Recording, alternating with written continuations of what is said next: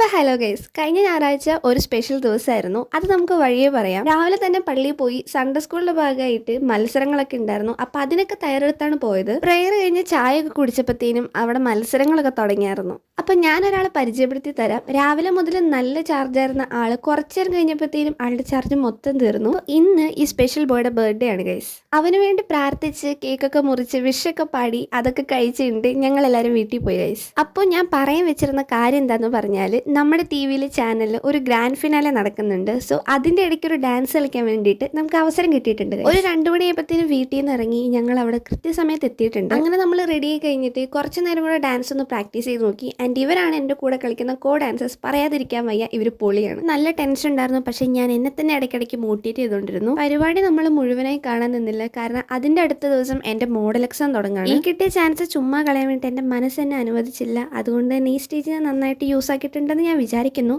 അപ്പോൾ അത്രേ ഉള്ളൂ. Bye guys.